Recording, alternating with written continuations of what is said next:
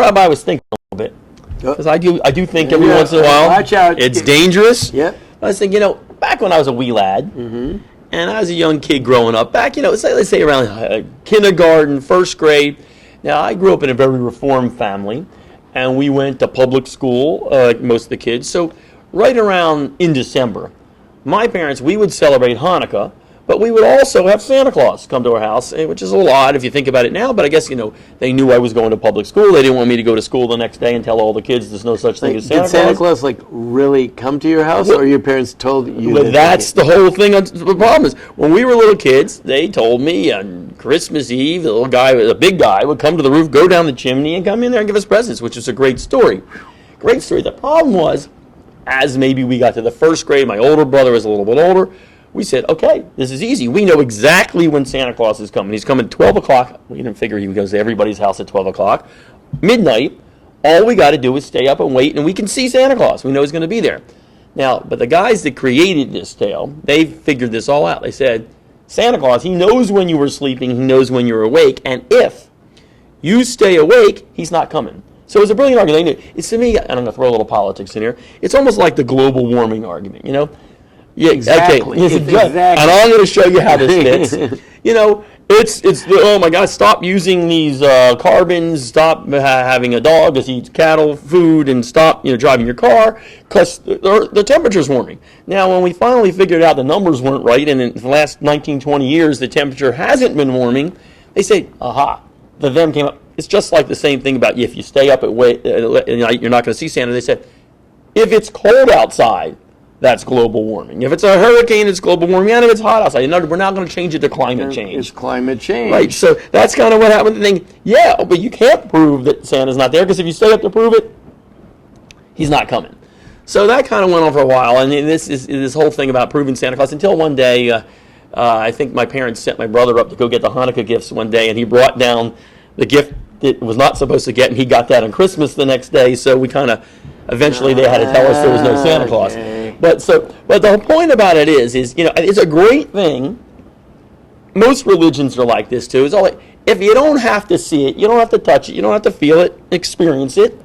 You believe it until eventually you get to the point you say, wait a minute, this just doesn't make sense anymore, like global warming. Mm-hmm. But the difference is with the Jews. The Jews at Sinai were the only religion, we're like the show me people. Mm-hmm. We actually saw God, not just one of us, not 10 of us, every single Jew. Right. 3 million men, women, and children see God, experience God, and there he is right in front of us. Well, even makes a difference. For the doubters amongst us, right, you can for sure say that we're the only religion that even makes such a claim. Yeah, no one else even says it, because they had to. Right. I mean, the way I look at it, if 3 million people said they saw God, it'd be kind of tough for them. If they didn't see it, it'd be tough for their grandparents, whoever made up the story down the road, to try to tell it.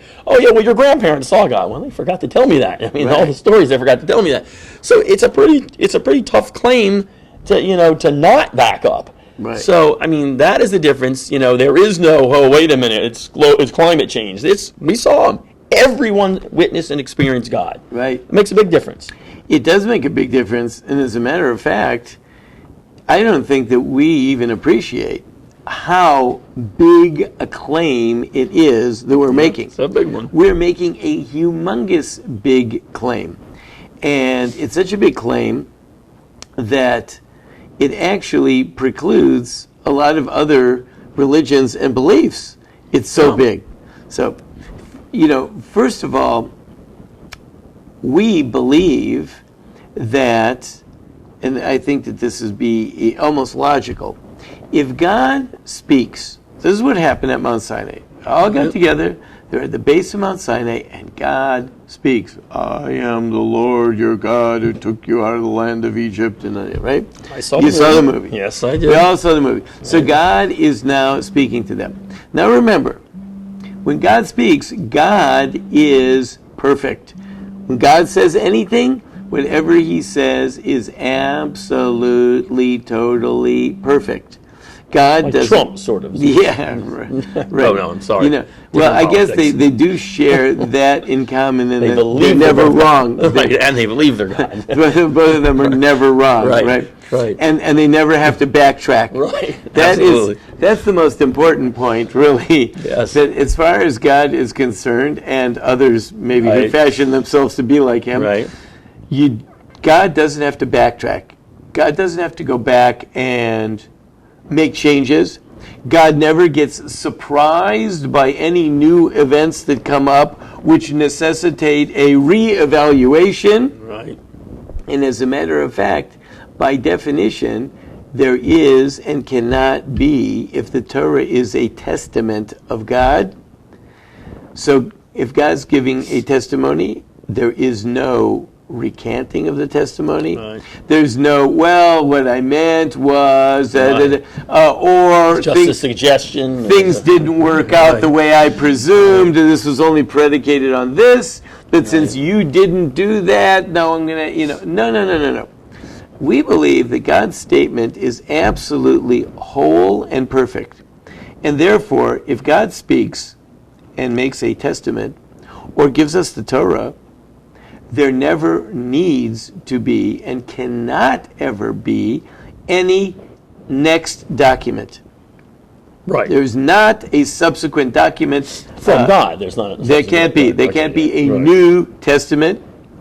Right. There cannot be a time when the Torah will expire or things will no longer take place. Now, of course, there could be some things that are predicated on something else. So if A is missing, then B is missing. But not that it's no longer applicable because God has changed His mind, updated, modified, reconsidered, any of those things. Gotcha. And we also believe, therefore, that when God speaks, His speech and His statement is perfect. And if His statement to mankind is perfect, then for all time going forward, everything, one will be able to find whatever they need in that statement, especially because God didn't speak again and says He's not going to speak again. And He says in the Torah, this is the Torah and it will not change.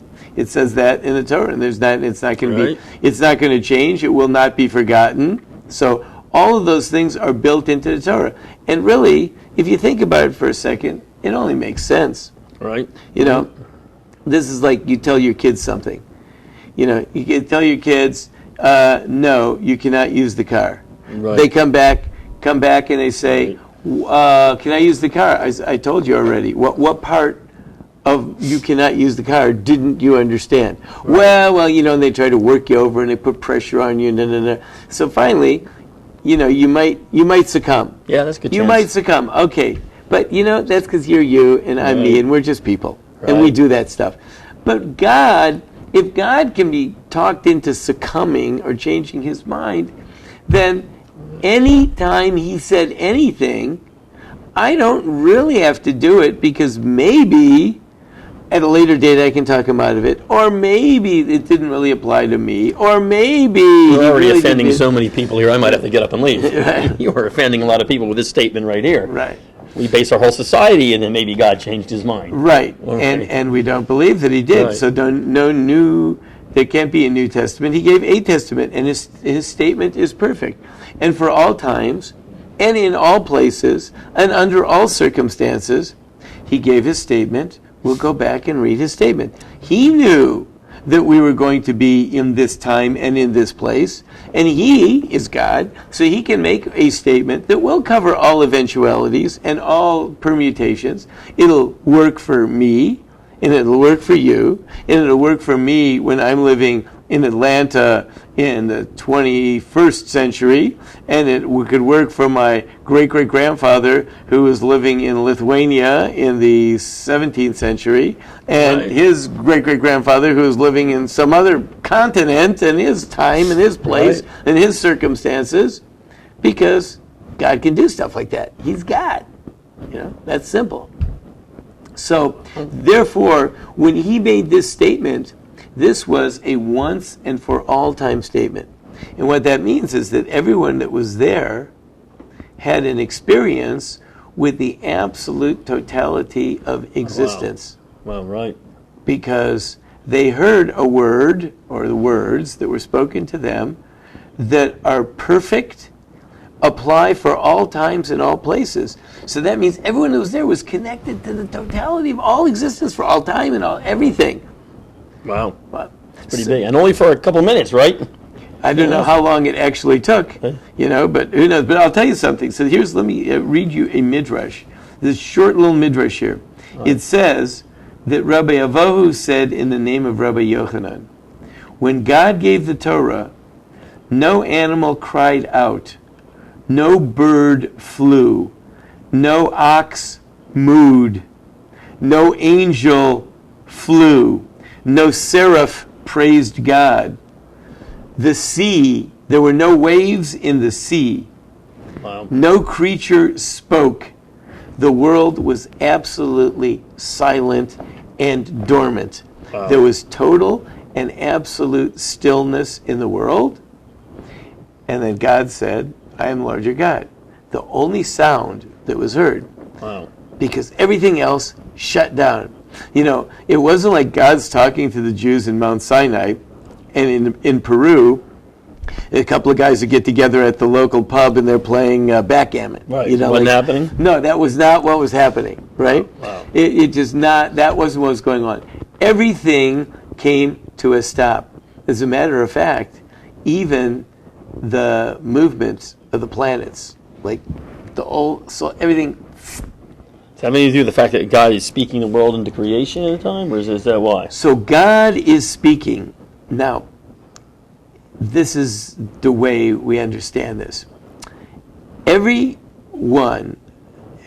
being, animal, person, plant, planet, everyone goes about its business and does its thing, and everyone's job is to express the glory of God. So even the weeds that are growing up out of your front lawn, right. They're there. The weed says, "Hey, God, I'm just doing my job." That's true. I'm just doing my job. You can poison me or cut me down or do whatever you want, but my job is to grow, and when I grow, I am expressing the will of God. And every animal is expressing the will of God, and the planets, when they follow their paths, they do their thing. Everything is expressing the will of God. When God expresses himself, so there is nothing outside of that. Right. That is the total expression. So when God's not talking, he talks through existence. But when God is talking, then that's all there is. That's all because there is, everything is God's statement. So everything else shut down. And everyone heard only God's statement. So the sea was still. Everything was still. Everything just came to an absolute stop. And there was only one statement heard in the world. That is very, very, very powerful. That's big. And we believe that was buried down deep inside people, inside those who were assembled to hear that message, that reality of that experience is buried down deep inside of you. And until this very day, it reverberates amongst people. As a matter of fact, right after the whole thing was ended, the people were overloaded by the experience. Matter of fact, there's a midrash, which is this collection of oral teachings that says that they all died, right. And Moses had to go and revive them because the experience just totally overwhelmed their senses.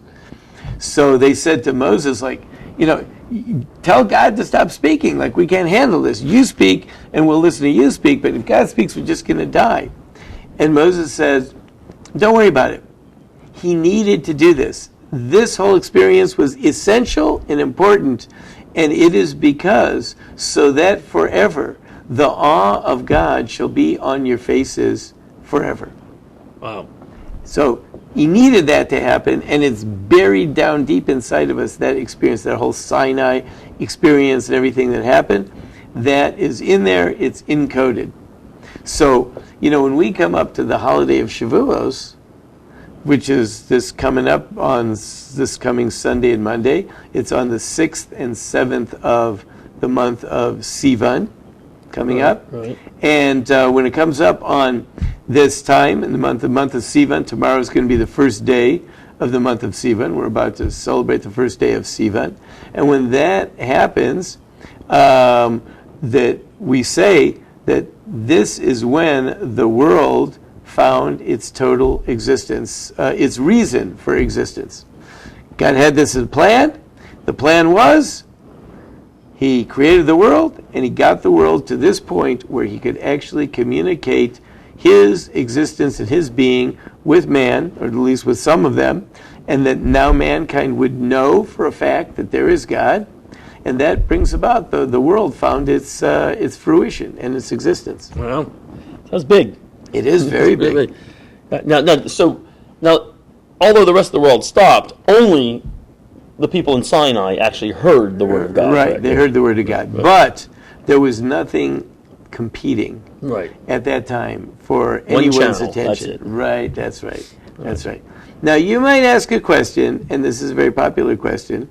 It seems kind of strange that this holiday, which the way I'm describing it, seems like the biggest thing Nothing ever. sounds bigger than this. Right, and yet, come Sunday, Monday, I don't know how many of you ask Jews, like, what is today? They'll say Sunday. Oh, that's a good point. Yeah. Sunday, June, whatever it's going to be.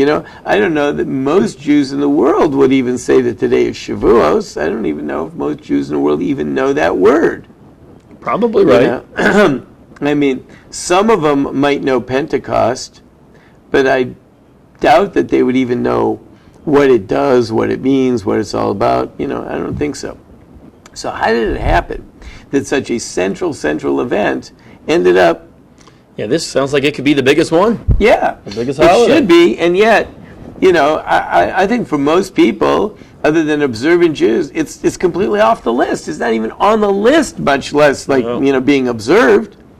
So that is really because today, it's very interesting. Today, we don't really observe the Torah that was given on Mount Sinai on Shavuos. Oh, did he say that? That's a What? that's a tough one right there. That is a tough one. But if you think about it, Moses came back down. After he did the 10 Commandments, he went up on the mountain for 40 days and 40 nights. He came back 40 days and 40 nights later, and they're dancing around a golden calf. He smashed the tablets, and he got involved with the whole process of cleaning up the damage, then imploring God to please reconcile with the Jewish people. And finally, after 80 more days, he finally came back with a new set of tablets and presented the Torah to the Jewish people. And that was on Yom Kippur. The Torah that we observe is really the second one, the replacement one. So you think that's what people are thinking right now? They're thinking, I don't observe this one. I'm going to wait till Yom Kippur before I start. No. I wish I could give people that much credit, but even I am not. Not reaching that far. No. Okay. What I'm saying is that I believe that due to the fact that ultimately the Torah that happened at Mount Sinai was ultimately rejected, because the building of the golden calf was a rejection of that. Right. So that lowered the prominence of the holiday and its importance, or allowed for the holiday itself to, at a later date, be given second-rate status. Had it been carried out the way it was, there's no way anyone would have been able, in any way, shape, or form, to ignore the paramount importance of the day. But because ultimately the people did reject that experience, it allows for an opening for that. Now, we do believe, however, that once we repair all that and get back to it, ultimately that Shavuos is going to be super important. Yeah. But it is interesting. If you ask most Jews right now, what's the most important day in the Jewish calendar? They would probably, they would say Yom Kippur. Yom Kippur, probably. Yom Kippur, right? Some would say Hanukkah, probably. Right. But I think most people would say Yom Kippur. No. Well, Yom Kippur is when the second Torah was given. That's true. So it is interesting that we do observe, although I don't know if people get it, but we do observe the day that we got the Torah, that it stuck. that Right. it continued forward. That much we do observe. Now, we believe that we're going to work our way back to observing the first one, but because the first one was rejected, that allowed for there to be a weakness in there.